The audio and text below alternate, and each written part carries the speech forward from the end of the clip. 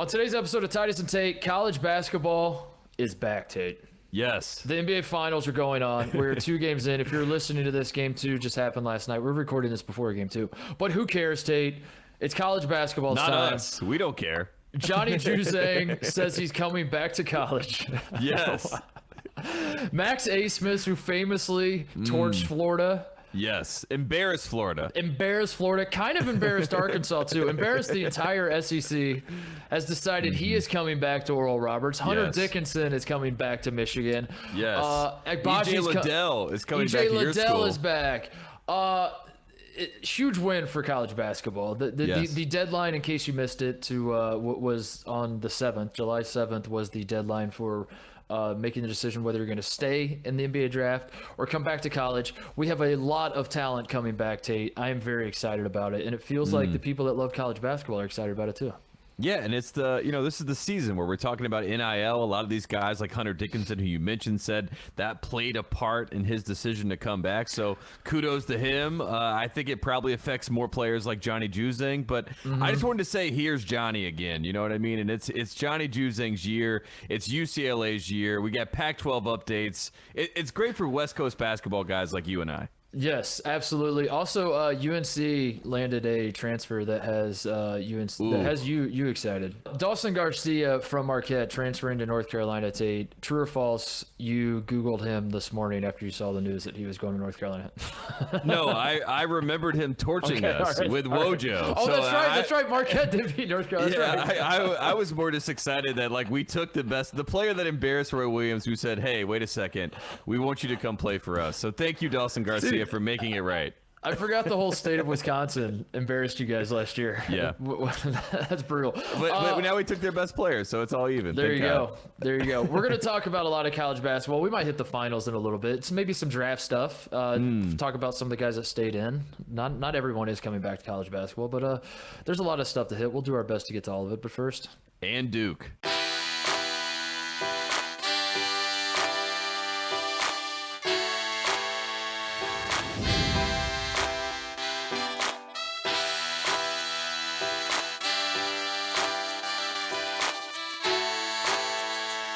As you teased at the top, Tate, I want to start the show by shouting out a true friend of the program, a man who has done a lot for us, a man who... I'm already laughing because he's so good. A man who is going through it and is just today was sentenced to 2.5 years in prison in the state of Oregon, I believe, for trying to extort Nike. A man by the name of Michael Avenatti, who gave the world the greatest 2-word tweet of all time when he tweeted simply, "and Duke, ... Yes. And he take me back to, what was this, 2019? This was 2019, right? Yes. On the heels of the Zion, RJ Barrett, Cam Reddish season. Or was it while it was going on? It was while it was happening, yes. And Avenatti, Stormy Daniels' lawyer, that's what I knew him as, but then also he comes out of nowhere and starts chiming in about all the ongoing FBI involvement in college basketball, says that Nike is paying people, says that he's got the receipts, he's going to release the tapes. Long story short, the man tried to extort Nike, and he today was sentenced to 2.5 years in prison. And we just wanted to shout him out because he is a true friend of the program. He followed me on Twitter. It scared the shit out of me when I got that notification. I get a ding on my phone that says Michael Avenatti is now following you, and I was like, oh boy. But we love it. He took a big swing at a time when it was ballsy to do so. He ultimately, I believe we would classify this as a swing and a miss. Yes. But we on this show like it when guys take big hacks. And Mike, when you get out of prison, when hopefully it's not a full 2.5 years. Hopefully we can find a way to finagle this. Come on the show, air your dirty laundry. We will hash this out with you. You are free to use us as a forum to complete that tweet. That and Duke ... tweet. Yes. Please complete it. Yes, please. The ellipses that you left us with so many more questions, not enough answers. And as you mentioned beforehand, he was trying to point out the corruption that Nike is involved in the world of college basketball, a landscape that you and I love so much. But Avenatti was silenced. by the big corporations. He was also he had one of the best quotes I've ever seen, Titus. He said, "I've learned that all the fame and notoriety in the world is meaningless.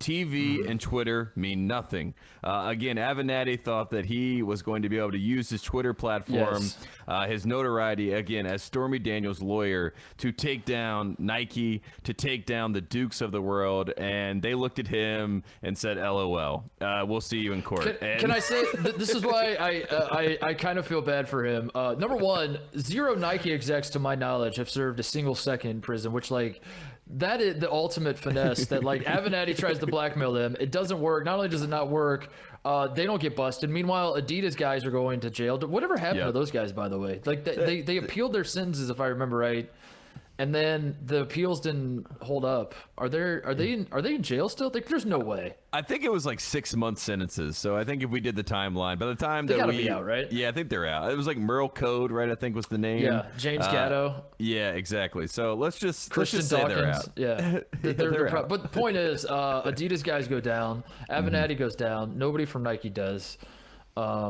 It's I think if you're Michael Avenatti, yeah. Well, we should also say that, if Nike, we obviously have nothing against Nike. We know that they are a great company, and we would never say anything to harm them. So, no, of course not. It just it shows you the hierarchy. It shows you why UCLA was trying to get out of the Under Armour contract and get in bed with Nike, because they're like, oh my God, Nike runs everything. This is insane. Oh man. Yeah, Avenatti. I like. What'd you say? He thought that Twitter and TV and all that would save him, and it ultimately did not. Yeah, he thought that he had a platform big enough, right, to get the message out. And what happened was the message was out. And then, those big powers that be heard that message and said, not so fast. We will see you in court. They took him to court. He gets sentenced 2.5 years. He did bring up a great point in court. He said, I've had no damages. I have no loss. These companies have taken no losses because of what I've said. And in fact, my entire operation as this high-profile lawyer has gone to shit. He did take full responsibility, something you and I respect on this program, first and foremost. So I did appreciate that. He did not have plausible deniability, though, and I think that was the real issue in his case. He did not have a way out. He took the blame. Yeah, he took the blame head on, and I think he thought that would endear himself to the court, and the court said, well, perfect. We'll see you in jail. As I said with the Dino Gaudio situation, what is the difference between extortion and blackmail and leverage? Because they all... I think it depends on how you package it, right? And, it's kind of like jam or jelly. You know what I mean? I think I think it's preference. Because there was a time where I believe that having some information used to be called leverage, and I guess it's not. I guess Michael Avenatti learned the hard way. Leverage and extortion are two very different things. But anyway, we should say he did make a name for himself, right? Like, if I hear Michael Avenatti, I almost remember him. Like, I think at one point Stormy Daniels was thinking she was Monica Lewinsky. Like, we're always going to remember that name. It's going to be referenced in every rap song, for years to come. And I feel like Stormy Daniels has sort of, gone by the wayside. But Avenatti in our universe, especially, has become a star. So congratulations to him. He's a star. All right, should we get to some of these decisions, because the real stars. I think the big one in college basketball, and you can correct me if I'm wrong, is Johnny Juzang coming back, because there was a world. He was a very interesting NBA prospect to begin with, because I think if you watch the NCAA tournament, you say to yourself, how is this guy not a lottery pick, given that he's making everything? Is that not the point of the game, Tate? Johnny Juzang is making shots. You have to make shots to win any level of basketball. This man does not miss, yes. He does not miss. He was taking and making the most insane shots. It was an all-time heater. It was an NCAA tournament run, the likes of which I'm not going to say we've never seen, but we rarely see. And the ones that come to mind when you try to stack him up against other people, they come to mind because they're so memorable. When you think of Carson Edwards or Kemba Walker, or insert whoever your favorite NCAA tournament. And if you don't watch college basketball, you'd probably say Steph Curry in that run. Yeah. Yes. Yes. That's the one that everyone that never watched college basketball was like, "Oh man, I remember Steph Curry." You're like, I remember Steph using that run to catapult himself into the draft that year, and you're like, no, he came back. And their heads like, explode. "Wait, They're like, what? That can't be right. Remember when Steph made the Final Four? No, never happened. Yeah, and then did he made the Final Four and then he went to the draft, right? No, no, he did not. Nope. But Juzang goes on his insane run, Tate, and like I said, if you're watching every step of the way, you might say to yourself, this guy's got to be a lottery pick. I mean, like what else do you want out of a player? But then there was the part that was like, part of what makes it so impressive is how many tough shots he was making, and I guess maybe that would give you pause if you're evaluating his game at the next level. You're like, why exactly is every jump shot Johnny Juzang's taking at the college level, does he have a hand in his face? Yes, so difficult. Yes. Why can this man not create separation? And that became, as I thought about where he might end up in the draft, that became my big question mark. Is like, I think that might actually matter at some point.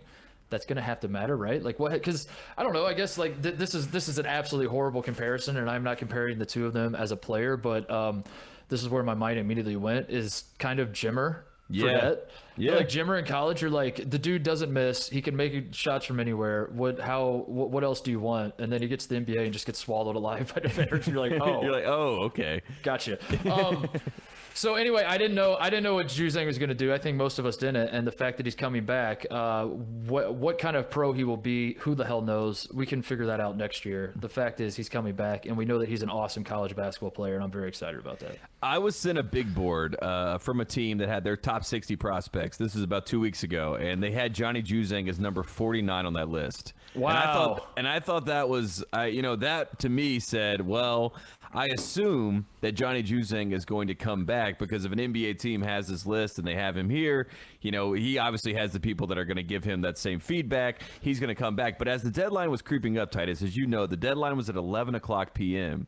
And at 10:50, Johnny Juzang was still waiting in the waters. As we know, they're testing the water. So he's swimming.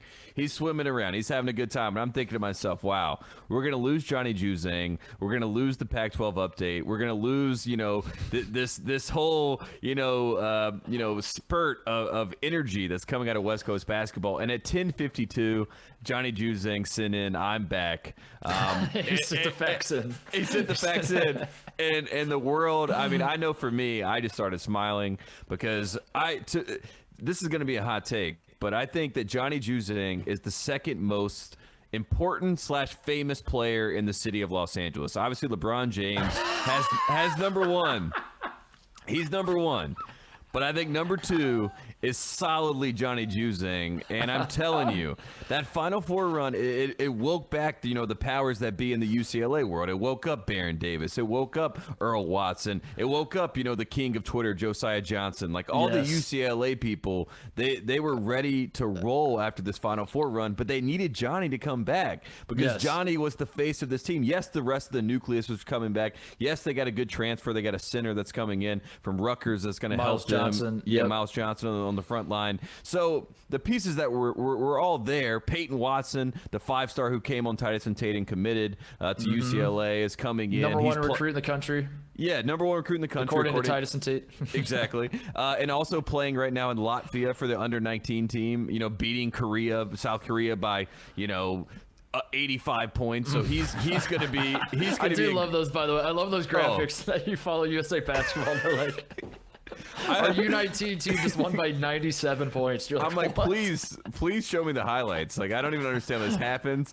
But all that's to say, like UCLA, like it was all setting up for this great turn for the whole entire program. Jordan Brand is coming in, like you said at the top of the show. So.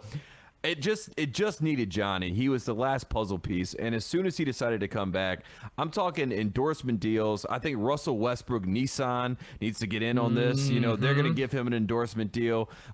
Johnny is the face of Los Angeles basketball outside of LeBron James, and I'm pretty fired up about it because you and I need this. West Coast basketball needs this, and the Pac-12 update deserved this. So thank you, Johnny Juzang. I'm gonna defend you because when it came out of your mouth, I thought that's one of the dumber things you've said on the show, and that's saying something. I'm standing by it. I'm not afraid. No, I'll defend you in because I thought about it more. Like what to the city of Los Angeles? Yes, is Johnny Juzang.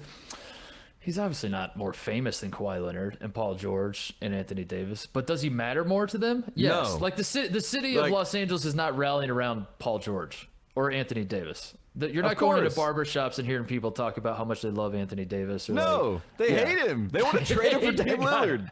Right. So I'll give that. I'll say this much: if you're talking head coaches, and we've touched on this before, who runs the city of Los Angeles in terms of head coaches? Because I don't think people love Dave Roberts, do they? Like they should. No. I think they think that the Dodgers win in spite of him, not because of him.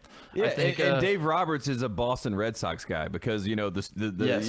like what he did in the Yankees series. So like I feel like he has that cachet behind him, not really the Dodger cachet. Frank Vogel sure as hell is not the guy. No. That's Frank Vogel wins the 2020 title, and I just picture the guy you're not that guy, pal. I picture him going up to Frank as Frank Vogel's like, this city is mine. I picture that guy. Like, Phil Frank, Handy, you're not that guy. The assistant coach Phil Handy is more of like a face when you think of like the staff of the Los Angeles Lakers than Frank Vogel, for sure. Right. And when you're LeBron's coach, you're always like a bargaining chip or like an ace up the sleeve, like some sort of maneuver is about to be played, where you know what I mean. Like you always got the target on your back in some way to where you were the fall guy. You were waiting to be the fall guy. Yes. Ty Lue, I think, is getting closer, but to being like he's the best coach, I would say, in Los Angeles, but he coaches for the Clippers. Nobody cares about the Clippers in this city. Exactly. So he doesn't count. So what I'm saying is it's Mick Cronin. Mick Cronin's the guy. Yes. It's not Andy Enfield because Andy Enfield purposely tries to live in the shadows and he doesn't want any media attention. He doesn't want anybody to even know he's the head coach at USC. Andy Enfield just says shh to the media every time they come around. So it's Mick Cronin City, and I will, by proxy, Johnny Juzang. Yes, UCLA's back. That's what we're saying. We're officially. I think Johnny Juzang coming back means UCLA is definitely back, and Pac-12 basketball is back. Pac-12 dominated the NCAA tournament. There was a slight concern that the residual of that, the inertia from that, was going to die out over the summer, that the season was going to start next year and everybody was going to forget that the Pac-12 had the best NCAA tournament and actually plays great basketball. Yep. And I don't think you can do that anymore. I don't think you can deny UCLA because Gonzaga, by the way, for a lot of people, is going to be the number one team in the country entering the season. I expect them to be number one in the preseason poll. I think I would vote UCLA. I think I would. Either way, the two best teams in college basketball entering next season are almost certainly going to be West Coast teams, are they not? They got to be UCLA and Gonzaga. I know Kansas is going to be good. Villanova will be good. Yeah. Michigan fans are excited about their team. But it's got to be UCLA and Gonzaga, right? Yeah, I was going to say Gonzaga is the de facto number one, especially, what they did last year, what they were supposed to do. The title game, for some Gonzaga fans, they say they're going to come back and get redemption. I kind of believe in that story arc, even though, obviously you're going to miss Kispert, but, you get Chet Holmgren, who's also playing on that under-19 team that's beating South Korea by 80 points. You believe in the 81-82 arc with Dean Smith? With Mark Few, right? Or the 16-17 arc, with the North Carolina team, or like what Virginia did. Like, I just believe in redemption, especially for the nucleus of guys to come back. And when Drew Timme comes back, that is enough of that team. Mark Few obviously has the DNA of that program, right? So I think Gonzaga is going to get the tip of the cap to be number one. But I think if you're like Andy Katz and you're like us, and you saw Johnny Juzang, you believed in the Johnny Magic. I think you should go by Johnny Basketball. Just take that over. Like, if you saw Johnny Basketball star in the NCAA tournament, there's no way that when he announces, you just don't get hyped up and say they're the number one team in the country. I know Andy Katz already bumped them up in his, top 36, his power 36 for the offseason. So I think a lot of, journalists in the world of college basketball are going to follow suit. I think that'll be good for Gonzaga, to be honest with you. If you're Gonzaga, you don't want to be number one. Yeah, you'd rather be number two and have people, the nobody believes in us team, as they like to say in the business. You want to be that group. And I think, this is what UCLA can do. And if you're UCLA and you're ranked preseason number one, like, hang the banner, that's a start. Yes. That's a start. Yes. Hang the banner. Hang the banner. Absolutely. Just hang the call your shot. Just hang the national championship banner right now. Hang the 2022 national championship. Pull a San Diego State. Just start hanging banners. Just hanging out. I'm with you. I don't think Gonzaga should want to be number one. I think if you're a Gonzaga fan and you hear me say I want UCLA to be number one, I think you should be like, that's fine. I think last year you get upset about that. Every year before last year, you get upset about that. If you believe that you have the best team and the media doesn't see it the way you see it, all that. Yeah. I think if you're a Gonzaga fan, we don't care. Rank us 23rd. We don't care. What we're trying to do is we want to win one game, as it turns out. We don't care about winning all the other games. We did that last year. We won every game but one last year. This year, all we care about is winning the national title. All jokes aside about like us being in LA and hopping on the UCLA bandwagon hardcore, and obviously we're going to push Peyton Watson to the moon next season. That's just be prepared for that, folks. All of that aside, it is cool. Like it is great for college basketball to have a guy like Johnny Juzang to have an awesome NCAA tournament and come back. It's obviously great for UCLA to be good for a million different reasons. Number one, they've won the most national titles, obviously, but number two, it's a West Coast representation, which does matter, and I think that's exciting to have two teams on the West Coast. They're going to be so good next year, and last year. That was kind of the thing last year was like even last year we were talking about it a lot, like the Pac-12 update. The Pac-12 wasn't awesome throughout the regular season, but Gonzaga was and as the NCAA tournament started progressing, we noticed the Pac-12. We noticed that all the teams basically east of the Mississippi River sucked ass, and it became like, if not the Pac-12, it was the middle of the country. And that's great for college basketball because, most of the schools are on the East Coast and we understand that, but we want this to be a true national championship, Tate. We don't want to be college football where it's like, who's the best SEC team? Here, take the title. We don't want regional championships. We want national championships. And I think, that is a good spot to be in. And USC, they get Isaiah Mobley back. Obviously, Evan Mobley is going to be a top 5 pick, so he's going to stay in the draft, but his brother comes back. So they're going to be formidable at some level. Oregon's always going to be formidable at some level. Arizona, I'm excited to see what the new era post Sean Miller looks like. I think that's going to be very interesting. Obviously going to have some Gonzaga DNA there. So in general, Marcus Bagley's back to Arizona State, by the way. Can we talk about Robert Sachs? I mean, because this was another. I mean, Marcus Bagley, like I got that top 60 list. Marcus Bagley, I think, was ahead of Johnny Juzang. I would have to look at it, but I'm pretty sure he was ahead of like 44, 45, something like that. So when he decided to come back, he made an announcement that he was going to come back to college basketball, but he was going to enter the transfer portal. And then not some 2 hours later, Robert Sachs, a.k.a. Bobby Hurley, said, not so fast. You're coming back here. You're going to play for me again because you only played in 11 games last year. So Marcus Bagley, Bobby Hurley, Arizona State's definitely throwing their hat in the ring. We were very disappointed last year, obviously, but the Pac-12 is back. That's all we have to say. Robert Sachs, I'm sorry, he needed this badly because Remy Martin transferred to Kansas. Alonzo Verge transferred to Nebraska. The Empire was semi-crumbling. Insert the name, image, likeness era. And he gets Marcus Bagley to flip. I am curious how much. I know you mentioned at the top, Hunter Dickinson, who's back in Michigan, had said that in his.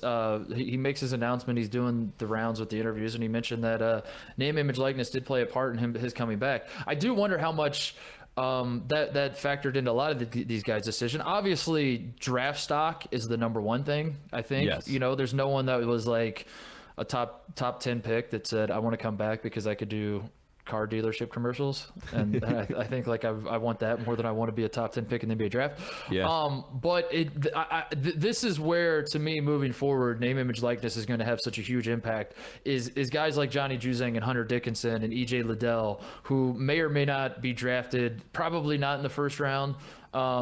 It's certainly not in the case of Dickinson and Liddell. I don't think they were ever going first round. But Johnny Juzang maybe was a fringe first round set. Who knows? You can. Previously, you would look at this, Tate, and you would say, all right, so I'm going to put my name in the draft. If I don't get drafted, if I don't get on a team, whatever it takes, like I'm going to sign a professional contract somewhere. I'm going to start making money. I'm going to sign with this agency that's going to float me some cash, and I can buy a car and take care of my family and XYZ. And even if I end up in Europe, I'm going to be making $200,000, $300,000 a year, whatever it is. That's a ton of money from where I grew up. It's a ton of money for anybody, really. So it might not be millions and millions of dollars that you think you'd get if you're a top 10 pick, but you're like, screw it, I have to do it. That's worst case scenario is I end up in Europe and I make hundreds of thousands of dollars. Now with name, image, likeness, those guys don't have the choice of like weighing draft stock money. Does money go back to school, make a little money on the side, improve your draft stock, and at the end of the day, if you don't improve your draft stock, you still end up in Europe and you made some money along the way, you know.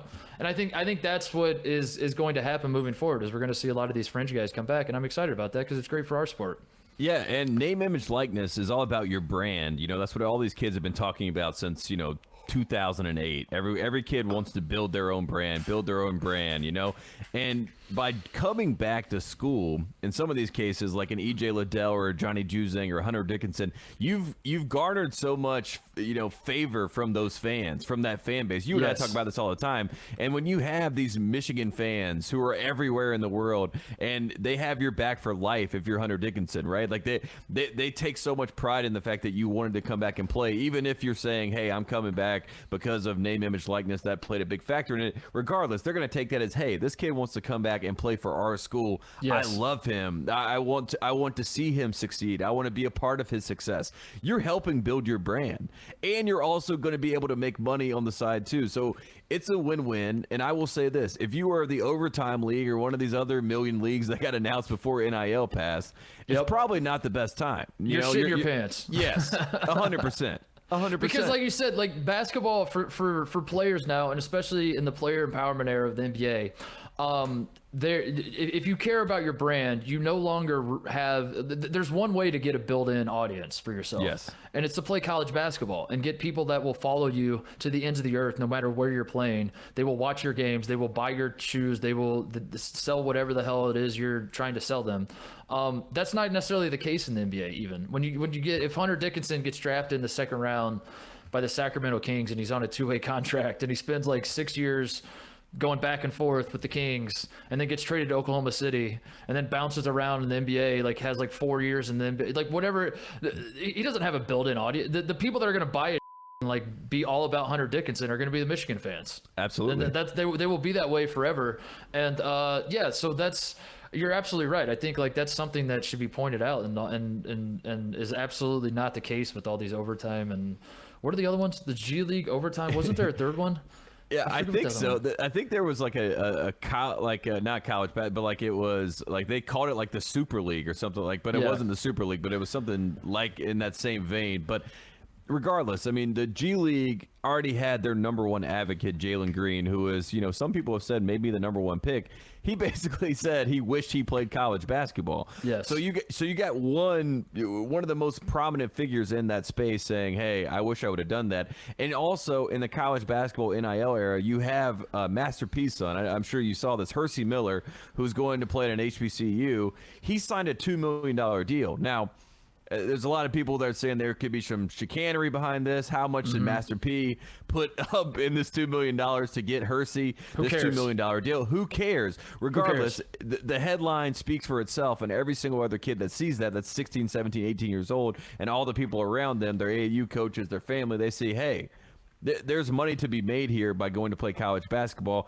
And there's an understanding that if you really do want to build your brand, you can go to these universities. They have these loyal fans that are going to love these schools forever, and they're in turn going to love you forever if you go there. Yes. And if you leave on good terms, which you can now because your hand isn't forced. And that was the problem beforehand. You had to leave early because your hand was forced. I think most guys, when they think about building a brand, they believe that I think if you're a certain talent, a certain caliber of talent, a LeBron James, a Kevin Durant, a Zion Williamson, you don't necessarily need a built-in audience. You can a Kobe Bryant, a Kevin Garnett. Yes. If you're of that ilk, you can build your brand a million different ways. It doesn't matter. You could be. It doesn't matter what NBA team you're drafted by. It doesn't matter if you go to college or not. You're going to be fine. And I think the mistake that a lot of guys make is assuming that because those guys can do it, I could also do it, and that is not the case. And for most guys, if you want people to care about you, you have to be smart about it and figure it out. And I think that's an easy way to do it, is go to college. You get all these, inherit the fan base. Yes. You in the same way that colleges have been using you or using these players of this talent, use them. You know what I mean? Like take their fans, take it away from them, and it's a win-win in most of these situations. A great example of this is a guy who was just on our show named Greg Oden, who lives in Columbus, Ohio. Was born in Buffalo, moved to Indiana. Spent like he spent He spent less than a calendar year in Columbus, Ohio, and is playing basketball. Went to Portland, ended up in Miami for a year or two, whatever it was. I forget. I think it was just a year, wasn't it? Yeah, I think it was just 2014. Yeah. Spent some time in China playing. Anyway, point is, Greg Oden lives in Columbus, Ohio, and you know why he lives in Columbus, Ohio, Tate? Because he's beloved there. That is the one spot in this world that when Greg Oden walks out of his front door, he's the people's champ. Yes, everybody loves the guy. He's like, dude, we remember what you did the 1 year at Ohio State, and we love you for it. And I don't think that's like, I think if you're smart about this, then that's the same thing is in effect for all of these guys. And yeah, I mean, Tyler Hansbrough in North Carolina, I mean, he plays 4 years. He beats Duke 4 times in Cameron Indoor. He goes and plays, for the Pacers, plays for the Hornets, bounces around the NBA, goes to China, missed our show because he had to go play in China again. But that's right. He always stays in Chapel Hill, and that's kind of, I mean, that is the story, and you can have that story, and you can make the most of it, and it's nice to have the safety net. I mean, why not have the safety net? Johnny Juzang has the safety net. Hunter Dickinson has the safety net. EJ Liddell back. Who else do we have to go through? Max Asmus back at Oral Roberts. I'm really upset. Kevin O'Banner is not. He's transferring. It's not my decision to be made. Like, I always have to preface with that. Like, I don't think the kid should make his decisions based on on my own entertainment. Yeah. But man, that would have been so sick to have those two guys go back to Oral Roberts and just wreck shit together this year. Yeah, I was gonna say they're a top 25 team if he goes back to Oral Roberts. You would assume. Yeah. But the good news is that I've heard that Kevin O'Banner is visiting Chapel Hill. So fingers crossed. No. That's no. Dude, that is brutal for the show. I can't do that. I can't do it. That's what I want. Like, I honestly, I'm knocking on wood right now because I don't want to jinx it. But yeah, I would. I hope he listens to the show and he knows that's the comedy of it all. I can't have you with the rock hard O'Banner over there. just get excited. I just have to say, I love that Hubert Davis, right? The big knock on North Carolina when they lost Walker Kessler and Roy Williams, the big knock on him was that he didn't love stretch 4s and stretch 5s. He's not going to have these big men shoot 3s. And then Hubert Davis takes over the team. He's like, I'm getting Brady Manick, a stretch 4, stretch 5. I'm going to get Dawson Garcia, a stretch 4, stretch 5. I'm going to get Kevin O'Banner, who's going to be a stretch 4. Like, I love it. Carolina basketball is totally different now. Yeah, are you worried about that? Are you worried about an identity crisis? I am so excited, Titus. Honestly, I had told you this. I had turned into we were a football school, so I had turned. There's nothing I wish more than we had cameras on you at all times when the Hubert Davis hire was announced, and like that 48-hour window between Hubert being hired and Tate like just wrestling with it and calling various people and how should I feel about this and what. Oh yeah, I mean, you were in and out and back in, back out. And then I finally got the call and they said Jordan supports it, and I was like, okay. I was like, all right, all right. Let's everyone take a deep breath here. Everything's okay. And he's doing great on the recruiting trail. And there could be some more on the way. Like I said, O'Banner may come visit North Carolina or is expected to visit North Carolina. So and some more 5-stars in the future. The real question I have to you, Titus, I'll get away from North Carolina so people can stop worrying about the homerism. What is Coach K doing in this new era? You know what I mean? In the world of guys coming back, I know Jalen Johnson opted out of the season last year. I think he opted out of his Hornets workout the other day when they asked him to go do some dribbling drills. He was like, Did he really? No, I'm kidding. But I assume I would believe it. I would believe it. Exactly. I was like, wow. See, that's your brand. That's your brand. You're the opt-out guy. I opt out. But what is Coach K doing? Because there's so many players on the market right now, and I don't feel like Duke is making a play for any of them. And I find that very surprising. I like to picture Coach K just driving around Durham right now in a convertible. And he's just waving. He's just like going 5 miles. Like he's got his own personal parade. It's a 1-car parade, and he's just waving at everyone on the street. And everyone's just kind of looking at him like, "What?"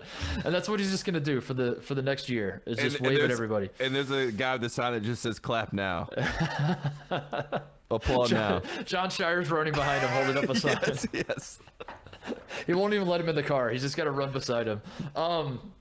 No, it's a great question. I don't know. I don't think Duke's going to be as good as I think people want Duke to be this year. And I don't know, because like My read on college basketball, I think the worm is Terence Tate, and I think if you are going into a season looking at a great recruiting class as the thing that's going to push you over the top, I don't think that's the case anymore. I don't think you can say like we're bringing in 3 5-stars, and that makes us one of the teams to beat. I mean, they could be good, they could not be good, but I think like we have enough data on this at this point, right? That like that doesn't mean anymore. And I think that the thing that people are getting excited about is the transfer market. I think when guys, it's getting guys back from the draft and landing big name transfers, and you do those two things, that works for me. That gets me excited because I know who those guys are. And I think we've seen too many times of 5-stars showing up. All 5-stars are not equal. That's what I've learned in the last 10 years. Definitely not. In the last 15 years, or however long we've been paying attention to the one and done game of teams trying to build national title teams overnight using freshmen. All 5-stars are not equal, and I don't know. The Duke recruits could be pretty good. I'm going to go out on a limb and say I don't think they're going to be any better than the 2019 team. And the 2019 team didn't even make the Final Four. So I don't know. Duke will be fine. I'm sure they're going to be better than last year, but they're not moving the needle for me. Are they for you? No, because if you look at the other blue bloods, and I'm trying to stick to the blue bloods. If you look at Kansas, like you mentioned, Remy Martin, Kansas. I mean, and then Agbaji decides to return. That's another name that we should bring up. Jalen Wilson's back, too. Jalen Wilson's back. I mean, Kansas is too deep of 5-stars pretty much at every position, and that's insane. So Kansas has obviously been able to finesse the test the waters transfer market. They've done a great job. Kentucky is another team that you have to look at. I mean, we mentioned Kofi Cockburn. I would be shocked if he's not going to Kentucky. I have no inside sources on this, but I mean, but you see where it's going. It's just there are just times in this business where you're just like I've seen this movie before. and they're playing the game. They're winning the game. North Carolina, Brady Manick, Dawson Garcia, potentially O'Banner. I mean, they're obviously playing this game and going all in and making it work and getting these guys that are top flight players already in college basketball. So that's why I find Duke so interesting because they see you mentioned identity crisis. They got Theo John right from Marquette. That was like their big. Yeah, that's their big. That's pretty much it. That's their big. So I'm waiting to see what the plan is, and maybe there's a splash to come because I assume that they're trying to figure out what it looks like. But all the other blue bloods have it figured out, and UCLA they needed a 5-man. They got their 5-man. They needed Juzang to come back. They got Juzang to come back. They have a 5-star recruit coming in. And they have it figured out. So in the world of blue bloods, in this new world of college basketball, it's all W's. And I know we've had a lot of friends of the program point that out to us that it's a good day to be a blue blood, and they really have figured it out. But Duke is really the pariah in the anomaly in this group, and I find that very interesting because Coach K is 1 foot out the door. And so what is that brand? What does it look like? What does that basketball brand look like moving forward? Do you think there's a chance Coach K opts out of this season halfway through? He just retires early?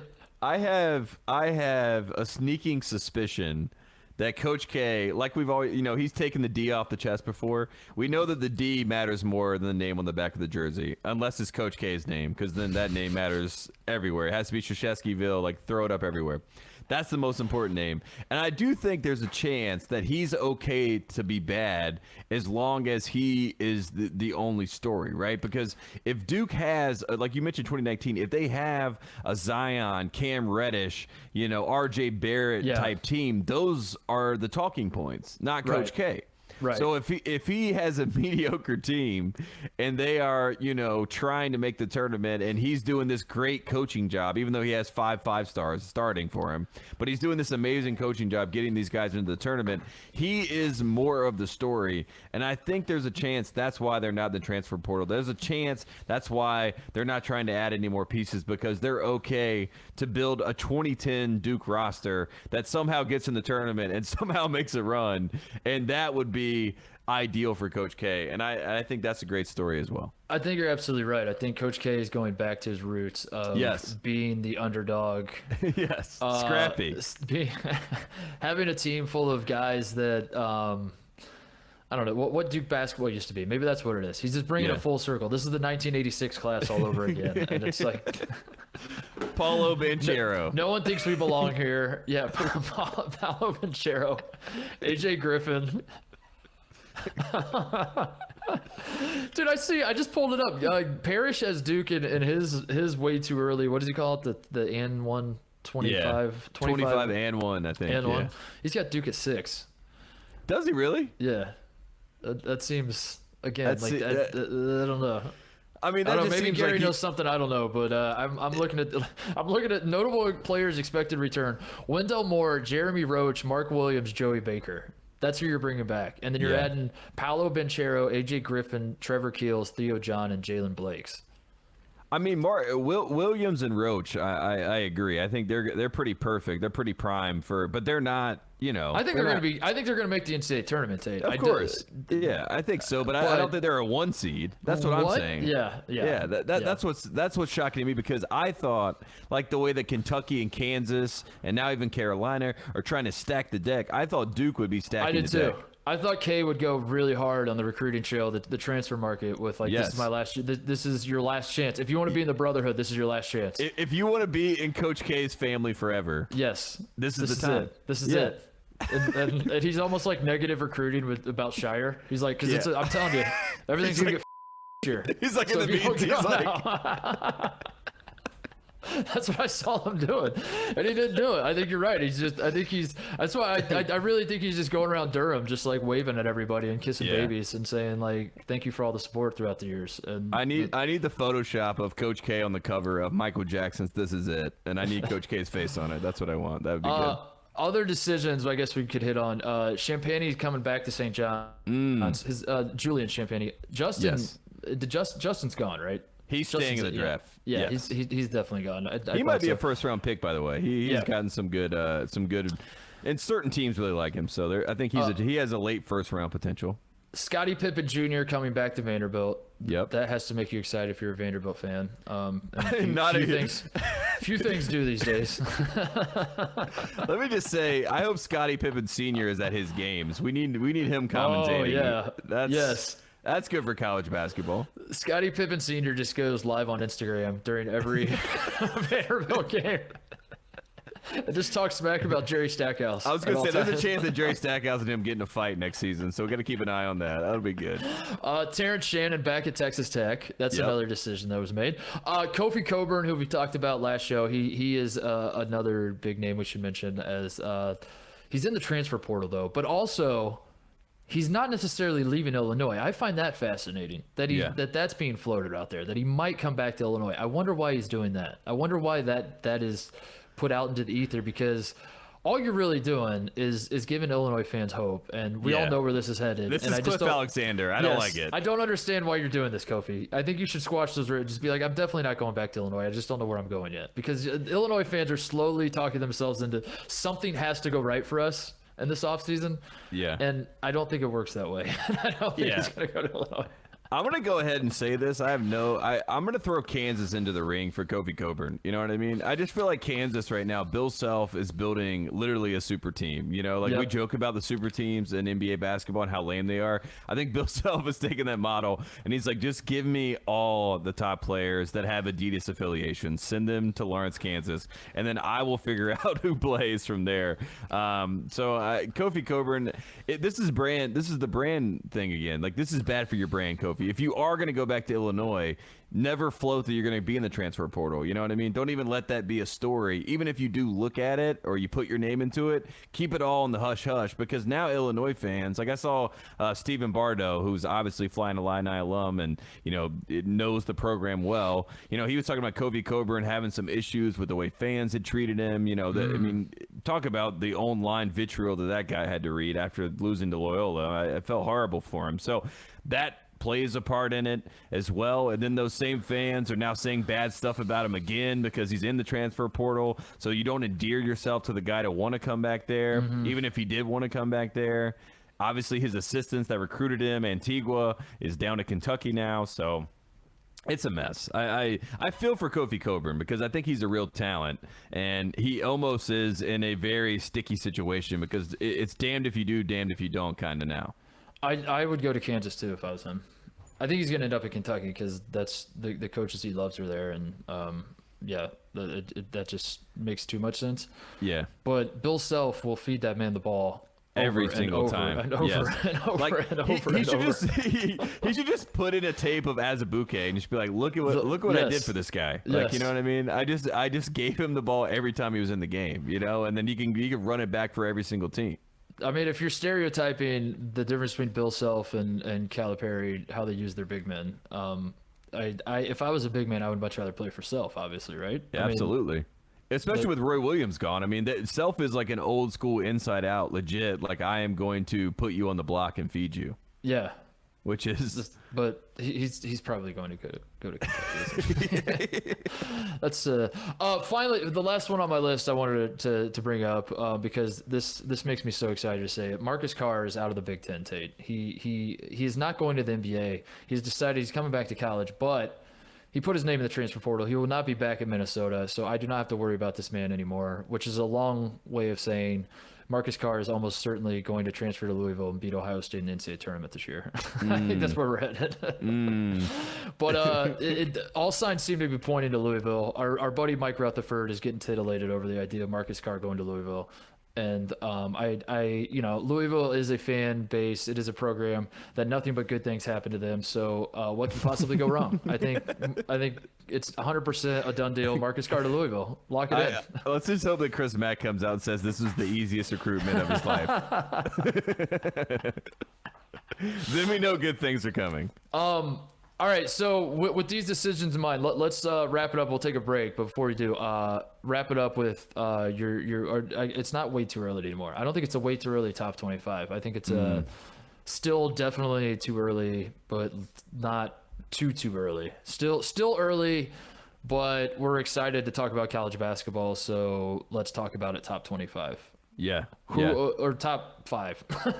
yeah. I was gonna say. I was like, is this the Bill Simmons where we're gonna update the pyramid every single show? I can't do that. All right, top 25. Let's think. My number one team. I mean, I'm gonna be biased here. I'm gonna go with Kansas as my number one team. Whoa. Okay. See, I let them all astray.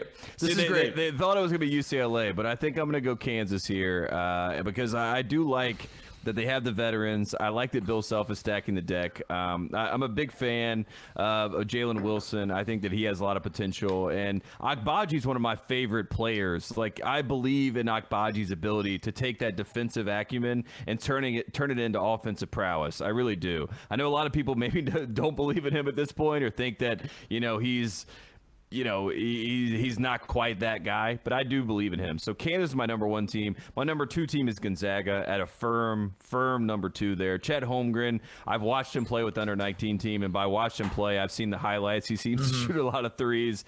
He rim protects. These are all good things, but I think Drew Timme is obviously, as you and I know, the real star of that team. So I think Timme can take them there. Number three is Johnny Juzang. That's all I need to know. I mean, it's not even it's Johnny Juzang number and Peyton four Watson. Is the rest of UCLA. Number three is Johnny Juzang. Number four, as I run through my list, I'm gonna have to say Villanova. I think Villanova probably will be, in that top three, but I'm gonna put them at 4 now just for the for the fun of it all. And number 5, I mean, it's a rotating cast there for me that could really be at number 5, but I'm going to do it, Titus, because I am a homer at heart. I'm going to put North Carolina up there. I'm putting North Carolina at number 5 because, let me just say, Caleb Love is an NBA point guard. Armando Bacot should be playing in the NBA.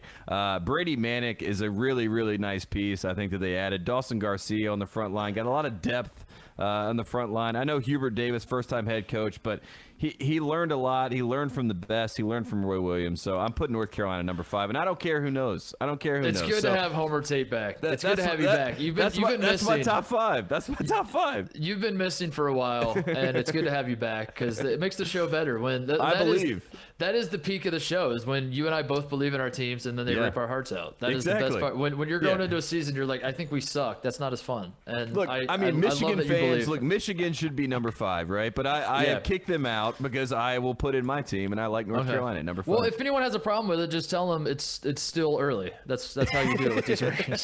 They're like, a lot can change, and then they're like, no, actually it can't. All the rosters are locked in. And you're like, but still. I actually update my rankings every 6 weeks or so I'll be sure putting them up and let you guys see them. So.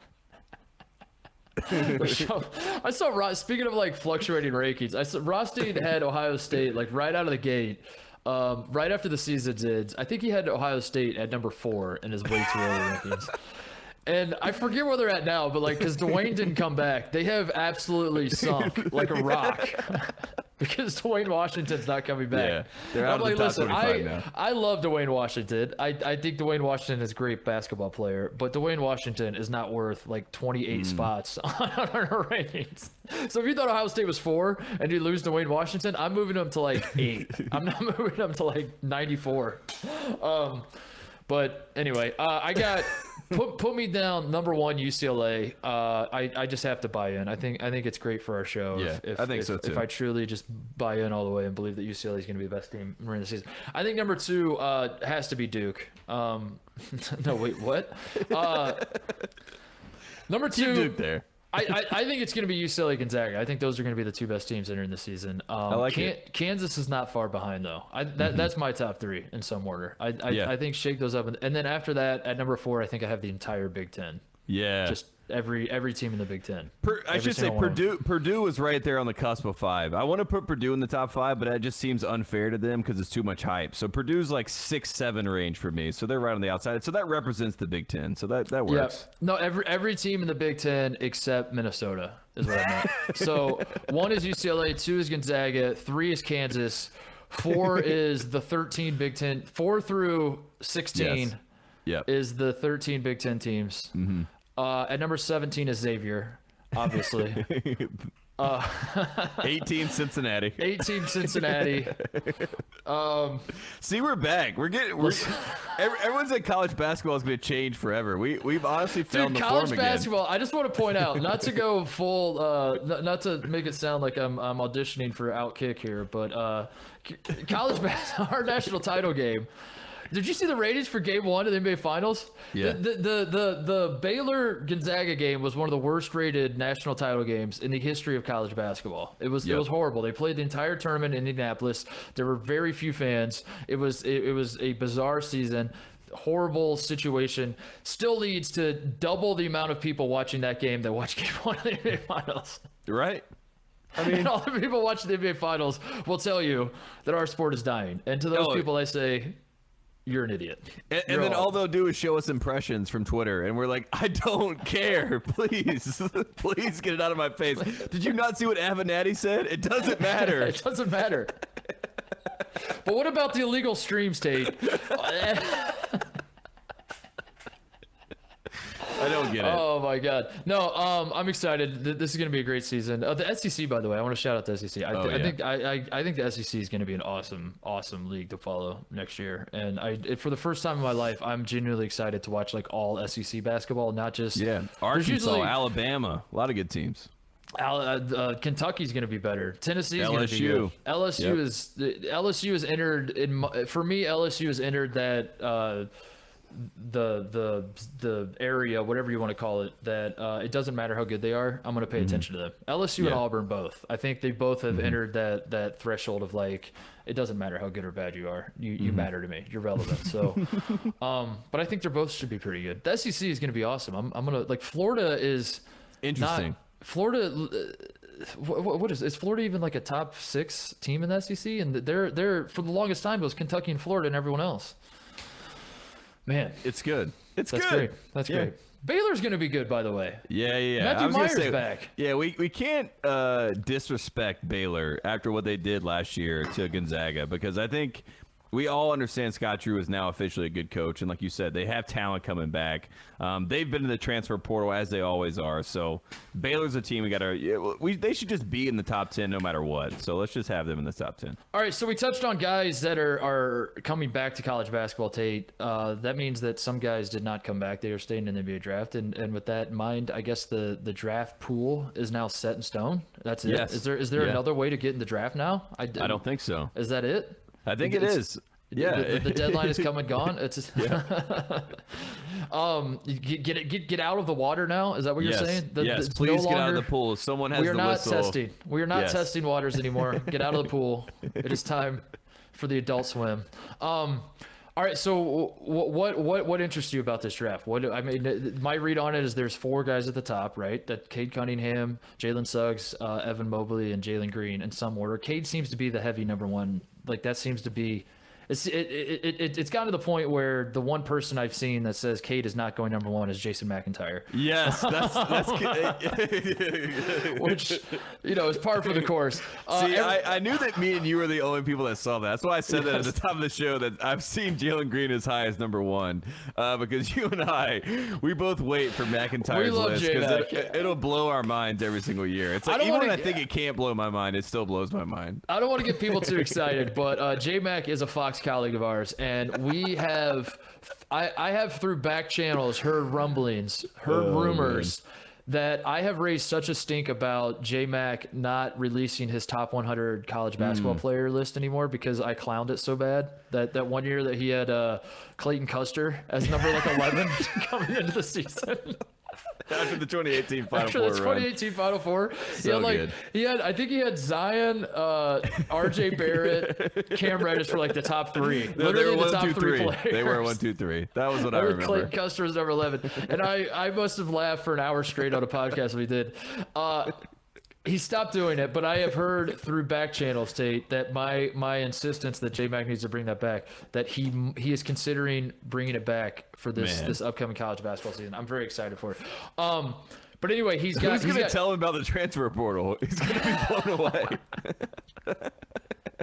Nobody tell him anything. Just let his brain go, man. I love watching his brain work. Yes. He's gonna have Day'Ron Sharp at 10th or something. Yes. Walker Kessler, North Carolina Ford.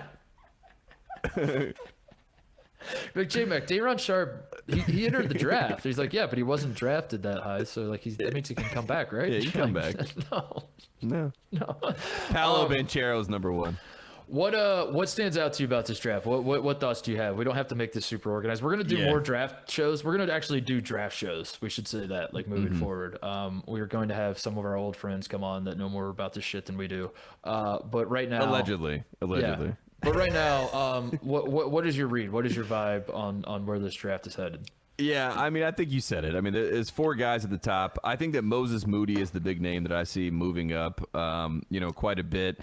Scottie Barnes is another name. A lot of point forward conversations that are going to come out of Scottie Barnes. So I could see him going as high as number 5. Cade Cunningham is going to go to Detroit. Troy Weaver loves Cade Cunningham. I think that's pretty much a done deal. I'm excited to see what Houston does. I would love for Houston to draft a big man like Evan Mobley, in the town that had Ralph Sampson and Akeem Olajuwon. To get him there, that would be really cool.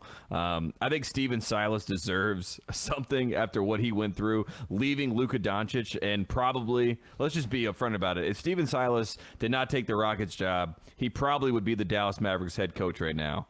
So the fact that Steven Silas left to go to Houston to try to win a championship with James Harden, and then James Harden decided not to come to training camp and to gain 15 pounds and not care about the team anymore, that kind of screwed him over. So I would love to see Steven Silas get some help there.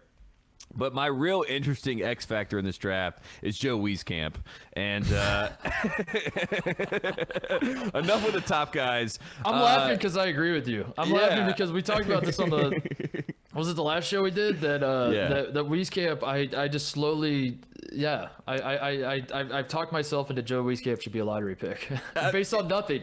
Nothing has changed. It's not like I'm watching him at combines or I'm talking to scouts or anything.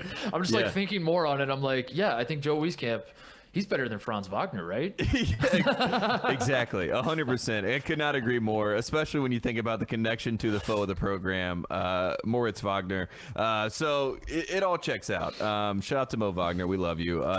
But Duncan Robinson is the comp that we get with Joe Wieskamp. But I think maybe a more athletic, Duncan Robinson. So I feel as if, the Luka Garza is the National Player of the Year. We all know that. I have seen boards of 60 players where he is not on the 60 list, So there's a chance that the National Player of the Year, it's happened before, doesn't get drafted in the NBA draft. But his teammate, Joe Wieskamp, I've seen him as high as 24 on a list. That's so crazy.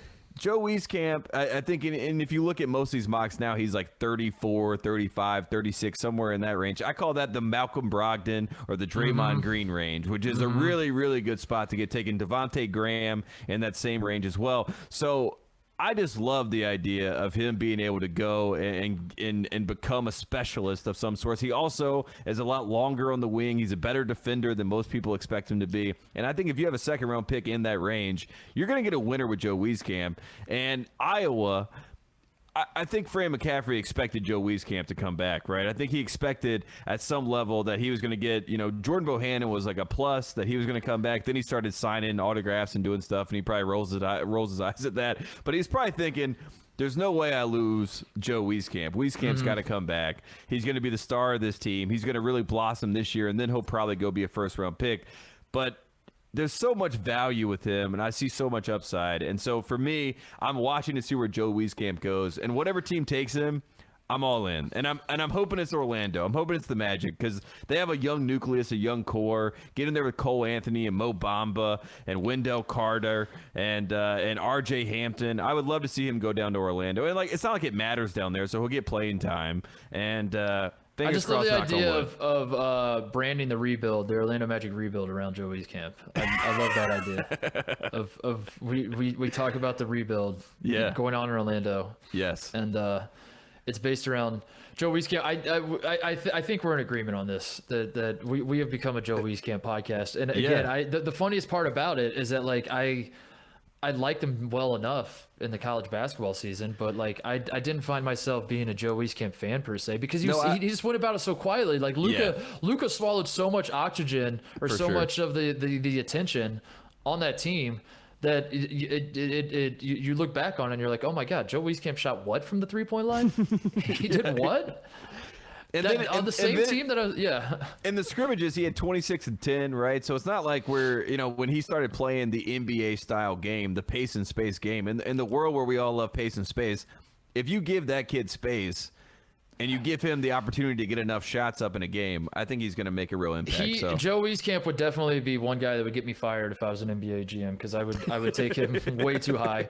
Another guy I think I would take way higher than other people, but this one is not as extreme, is Kai Jones of Texas. He's the same way that I slowly talk myself into should this guy be top 5?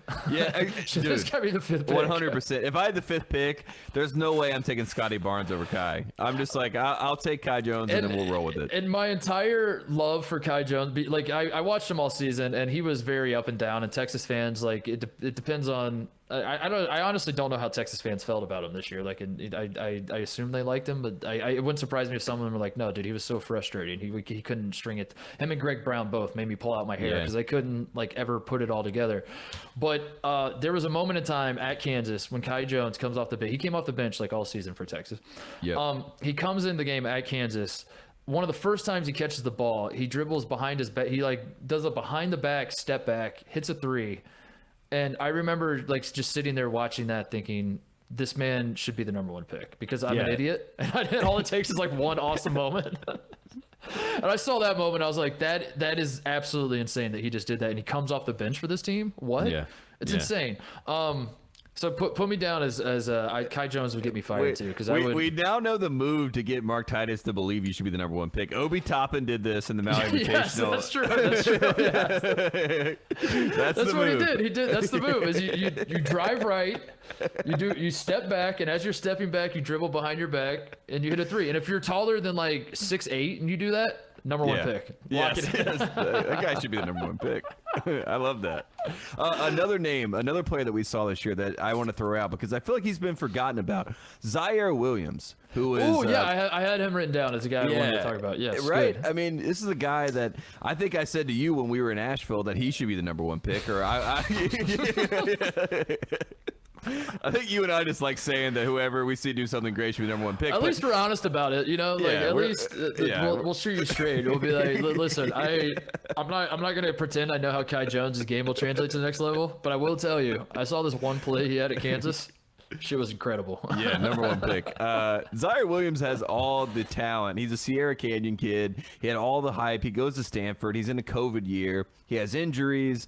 But you see, like, I feel like if you put him in a San Antonio Spurs situation, in a development situation, I think, or even like Boston Celtics situation, I could totally see Zaire Williams becoming a star in the NBA, and yeah. I think he has to mature a little bit. I think Teddy Valentine being able to break him showed me that he's a little bit, maybe a little bit, Charmin, to lack of a better term, he's a little Charmin soft, maybe. But I disagree with that. Teddy Valentine, I see why you would think that, but Teddy Valentine has chewed up and spit out a lot of guys. Yes. And that's true. I think Zaire just needs like a sports psychologist to just like sit him down and be like, listen, Teddy Valentine is not real life. I mean, you need to wash that out of your system. It's just television. It's just television. It's just TV. He's just TV.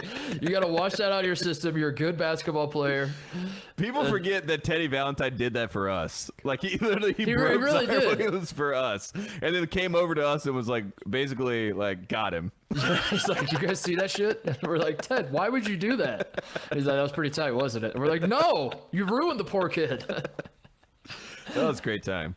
That was a great tournament. Oh my god. No, I like Zaire Williams too. The one thing I remember about him from that, again, we're basing their entire draft stock off of like one moment in time that we saw from them. But I remember watching him warm up when he was playing when he was in Nashville. Yep. And I just locked in on him and watched him shoot jumpers, and he must have made like 40 in a row. It was incredible. He was like he got to the point where he was so hot, he was purposely trying to miss. Yeah, it was he's just like and, shooting it up. Yeah. Yeah, he's a freshman, and this is one of his first games in college, and he doesn't know how he's supposed to warm up, so he's just like treating it like an AAU warm up. Yep. And he's just he's purposely shooting stupid fadeaways, and he was making absolutely everything, and I fell in love with him, and I was like, I cannot wait to watch this guy dominate this tournament. And then Teddy Valentine ruined him because he hung on the rim for 1/2 second too long. Yes. So he didn't tear up his knee more. Yeah. How did he hurt his knee, by the way? He told us he was like was it riding his bike? It was riding his bike. He like hit like a brick that was like, popped up a little bit on campus. Or I always assume bricks are on campuses because I went to Carolina. But whatever it was on campus. It was like a little, jotted out, whatever you want to say. And then he hit it, and then his bike flipped, and then he hurt his knee. So it was the most like... It was the most college. I was going to say these. I feel like these incidences are going to these incidents are going to disappear now because of name, image, likeness. Now Zaire Williams, he's going to be driving a Lambo all over campus. He's not going to be riding a bike. I think these stories are gone. I think that's it. I think the charm of guys. I think the college basketball players, they're just like us. They get in bike wrecks because the damn university won't pave over that pothole. I think those stories are gone. God, I miss those days.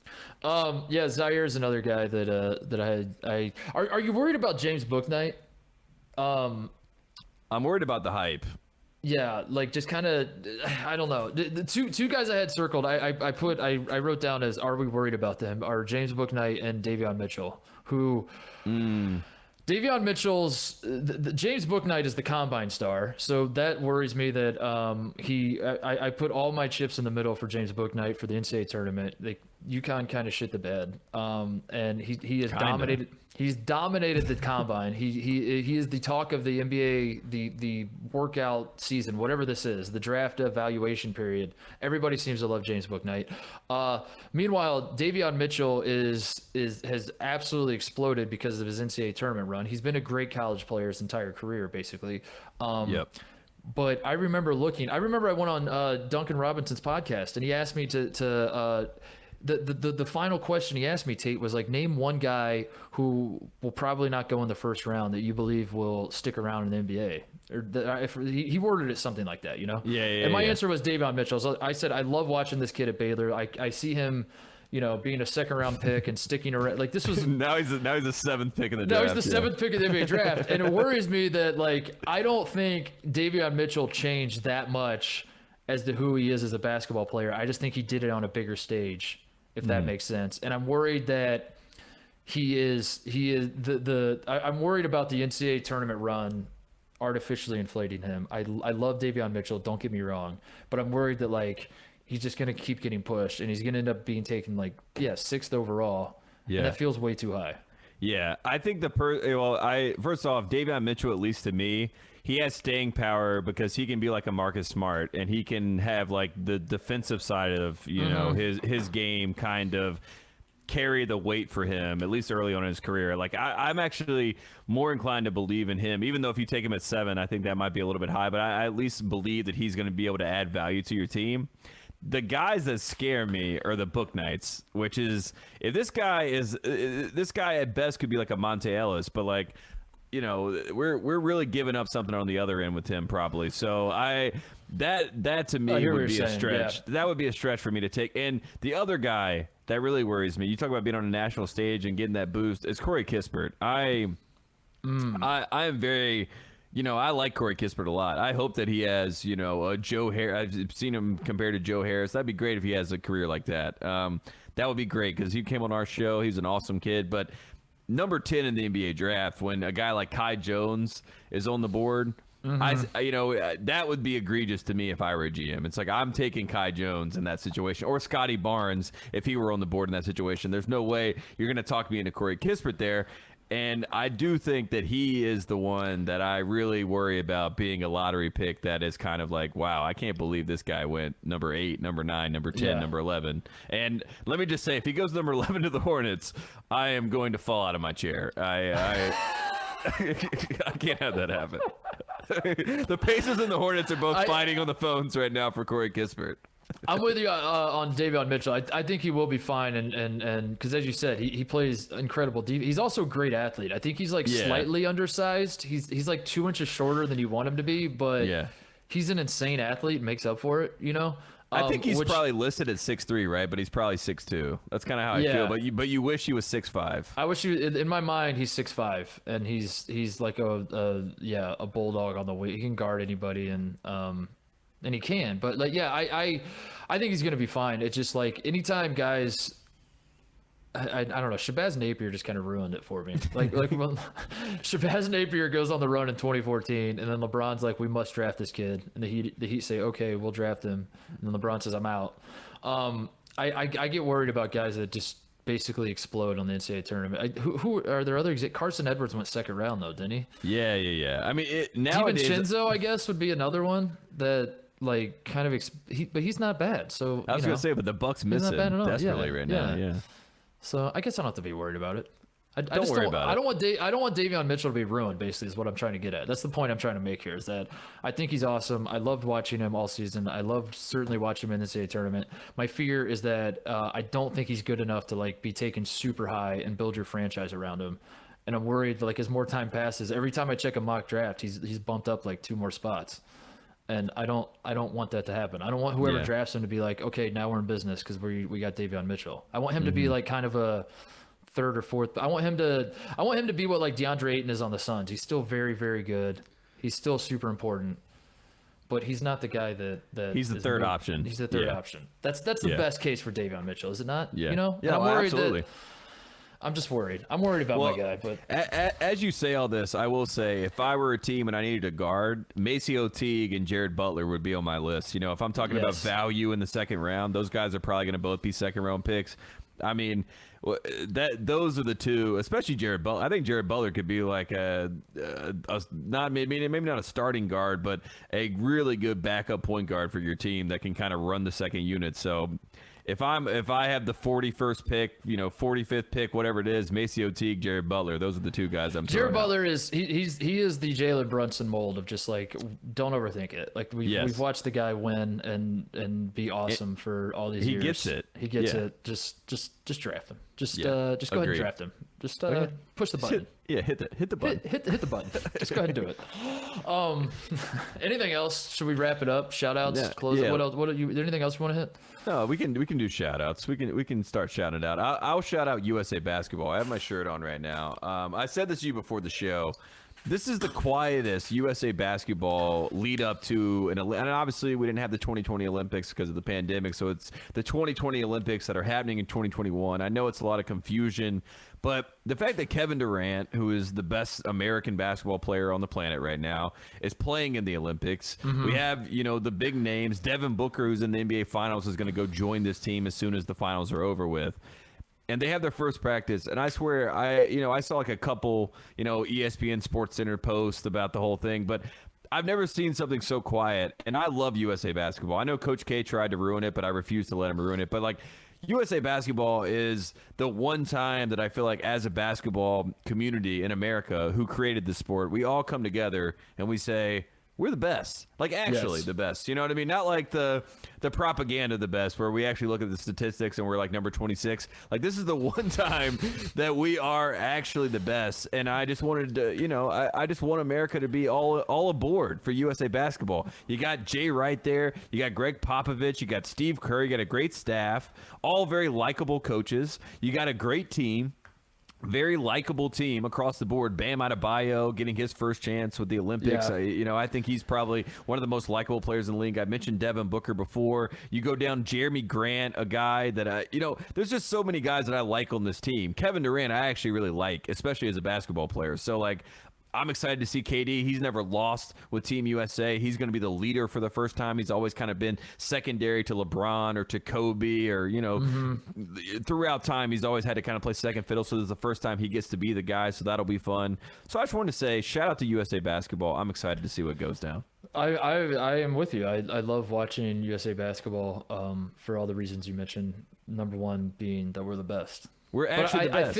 I think the problem with the interest in the USA basketball team is that it's a can't win situation, because I think the best thing that has to happen to get people excited is for us as a country to feel like it means something to win the gold medal in basketball, because it's expected, and it's not only expected. It's like it is a disaster. It is of epic proportions if we do not win the gold medal. Yeah.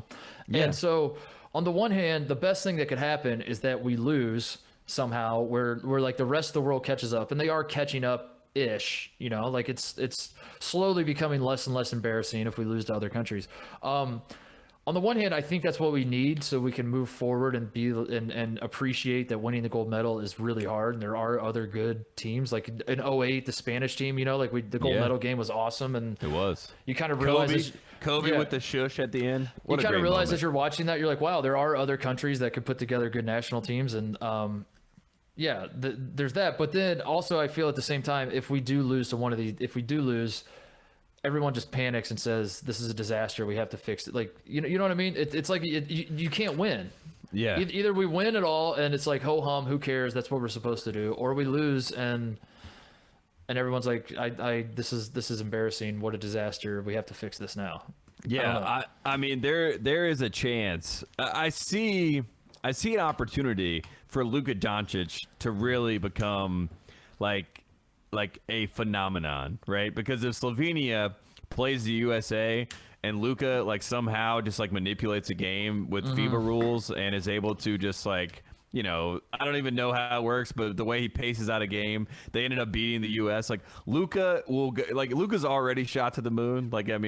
Just listen to pundits talk about him. They're like, is he going to win the MVP leading into every season? But if he were to do this is the first time Slovenia goes to the Olympics and they qualify. So if they actually had a moment where they stopped the U.S. juggernaut, that is the one. There's interesting wrinkles that are in there, but there's not really teams, like you said, that you expect to have a real shot. I know Nico Mannion's one of the most important players for Italy. So it's kind of that cachet of player that really are the ones that you're looking at. So you're not really worried about them. It's not like Manu Ginobili and the Argentinian team. There's none of that, but there is Luka. And Luka is this own separate entity, and I know that he wants to play the U.S. You know what I mean? Like Luka wants that moment, he wants that stage, and that is, I think that would be a fun storyline to see KD versus Luka trying to both be the alphas in the basketball world, and I don't know, I think it's a lot of fun storylines, and there are no fans there, so it's going to add this other wrinkle in it where it's there's nothing to lean on. You know what I mean? It's just a basketball game at that point, so. I just I'm think, excited. yeah, I think we're just in a no-win situation where it's if we win, it's like ho hum, we're the USA. We're so much better than everybody anyway. And if we Yeah. lose, we just have to all pretend like this is stupid and FIBA's stupid and and we didn't send our best players anyway, and Yeah. and et cetera, et cetera. I mean, I will But- say 2004. I mean, a lot of people ask me about, like, 2004 kind of messed me up with LeBron and with Carmelo and with Dwayne Wade, like with that group, that age group, because they went and they got just basically embarrassed in Athens, you know, and we had no shooters. We had Larry Brown. Love Larry. Shout out to Larry Brown, by the way, getting the job at Memphis. It was just like this experience, and like that was one of my formative Olympic experiences. So like I kind of had this purview of losing. So like when 08 happened and Kobe is like leading this team, and the team is, you know, KD and LeBron and Carmelo and Chris Paul. It was amazing. And then 2012, London was kind of the culmination of it all. I was like, man, we're really back. And 2016 was kind of a dud, honestly. Even though the team had a lot of fun, it was all kind of marred by the KD going to the Warriors, you know, story. That was kind of the backdrop of the whole thing. And how much is KD hanging out with Clay and Draymond, and, you know, LeBron's not there. So I don't know. This time around, I feel like after the World Games, when we got embarrassed when we sent the Boston Celtics team to go play as Team USA, which was the dumbest thing they've ever done in the history, I'm excited to see what this iteration looks like. And I'm hoping it's like a step forward in the right direction. I really wanted Steph Curry to play. I know he decided not to and opt out in the end. I really wanted Paul George to come back and get redemption. They were this close to getting Paul George, according to people I talked to, and he decided to back out last minute. So, you know, Chris Paul almost was going to play. Like, I just want to see what they look like, because I want to fall back in love with USA, Team USA, and I'm hoping they do it this year. I want to fall in love with the idea of us taking this seriously, which I think we do now, because I think 04 humbled us in a lot of ways, because I think like the initial fallout of 04 was, this is all bullshit, these rules are bullshit, they called travel on us too much, like they don't know the real don't know the real rules. We know the rules, they don't know the rules. Right? They were called palming. Yes. And I think we have slowly over time had more of an appreciation for what the Olympics is and the FIBA style of basketball. But that's what I want. Which is why when Brad Stevens stepped down and we did the show talking about that, he steps down from the Celtics coaching thing, and he's doing whatever the hell he is. He's Danny Ainge. That's his official job title now with the Celtics. I am Danny Ainge. I am Danny Ainge. I said he should coach USA. That should be his full-time job, because I want the guy who's coaching USA. I want the guy who's putting together the USA roster, which I think they do this more now, to have some sort of plan, which is why Kevin Love's on the team, because Kevin Love is not one of the 12 best, 13. How many guys are on the team? 15, 13, whatever it is. 15, yeah. He's not one of the best 15 American basketball players right now, but in their mind, they were like, he fits for what we're trying to do. With the pieces that we have. That's what I want. I want us to take it seriously in that regard. I think we do for the most part. I don't think the fan support has caught up to that. I don't think the interest has caught up to that in the way that, like, you're watching. I've watched like every single game of the Euro soccer tournament, by the way. Yeah. It's coming home, as first reported on this show before it started. And you said your team Croatia, and I said it's coming home. I watched every single one of those, and every time I watch like something of that magnitude, I just get so excited about the idea of cheering for America and something. And obviously that usually happens with the World Cup. We did not make the last World Cup in soccer, but we suck at soccer. Basketball we do not suck at. I wish that like we could be what Germany is to soccer. Like we are that to basketball, where we're like still dominant. We still wreck everybody, but there's an appreciation from the people in this country that like we love beating the shit out of you. Like we're so much better than you. Now suck it. And like, you know, and instead there's always like some sort of arrogance. I think the arrogance that we had in 04, I think that still kind of exists from the fans, from the people of America. You know what I mean? I don't know. Maybe I'm wrong. No, you're right. You're right. That's my read on it. We've won 3 in a row. Yeah, that's there's the problem. still, that's what I mean. We just finished a three-peat, and we expect that it will just continue forever. And that's not the case. There is no world where we played Luka in the gold medal game. We played Slovenia, and Luka goes for 58 points, and Slovenia beats us in triple overtime. And we look great, but it's just like Luka ascends to another plane of basketball.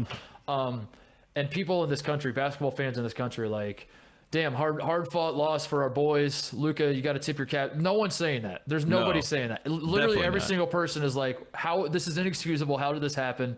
Blow it up. Fire everybody. Fire Popovich. Yeah, I mean, that's the worst part because Popovich was an assistant coach in 2004, and so like. If it does get to the point where Pop loses this year, it all comes full circle when people are like, "Is Popovich the problem?" Yes. Are we sure he's a good coach? And then you and I are like, "Wait a second, what?" Oh man. Man. Any other shout outs before we go? I think that's it for me, man. Yeah. I want to shout out the CBS Sports Classic they announced today. Yes. Ohio State will play Kentucky. UCLA will play North Carolina. I think this is setting up to be the greatest CBS Sports Classic of all. Every single time. We get really excited about this because our two alma maters are playing in it. But it feels like every single year there's one redheaded stepchild in this event that like you look around, you're like, oh, it's the red team. No, stop it. How dare you? How dare you? Need I remind you the last time this event was played, John Calipari called Ohio State. Wait, that's not true. This was 2 times. The last time this event was played for real with fans and everything, John Calipari said Ohio State is the best team in the country after we wiped the floor with Kentucky. And you and I looked at each other and said, is UCLA dead forever? Yeah, UCLA will never recover from this. But this year it's going to be awesome, and we're going to go. We don't know where it is, though, yet, do we? No, it's TBD. They haven't announced yet, which I find very interesting. Just announce Vegas and get it over with. That's what I think, yeah. You know? I think that's what you're gonna do. Send us to Vegas. They're gonna end up picking like Atlanta or something. Or New Orleans. I went to 1 year in New Orleans, and I don't know. I mean, I'm going regardless because it's Johnny Juzang versus the Tar Heels, so it's gonna be good. What else is there? I want to shout out Joey Brooks, a friend of the program. Yes. He just took a job at Cal State Fullerton. I believe they just go by Fullerton now, right? Are they just Fullerton now? He asked that we come up and do a full tour, a Titus and Tate breakdown Fullerton. I told him that we could do that. That's no problem. So we're in for that. Assistant coach at Nicholls State is now at Fullerton. I saw in his announcement on Instagram, he said he's going from LA as in Louisiana to LA as in Los Angeles. And Joey, I'm not sure if you visited Fullerton. It is not Los Angeles, but good luck to you, bud. It's close enough, he says. Good luck to you. Finally, it says here that Mike Krzyzewski is retiring from the sport of basketball as head coach of the Duke Blue Devils, and I just want to give him a quick shout out to Coach K and all the impact he's had on countless lives. And the impact he's had on this sport. And I know that he will be sorely missed. So shout out to you, Coach K. We hope to do you justice in this farewell tour. We hope to give you the shine that you deserve. So look, a three-peat with USA Basketball. Coach K did that. People forget. Coach K did that. He did. We will be back next week. We are done with vacation. We want to say that as well. So we have been taking a couple shows off here and there. That time is over. We are back. We are back to 2 shows a week. So we are happy to be back. We hope you enjoy listening to us basketball, and we'll be back next week. Yeah, we'll talk about the finals. Who knows?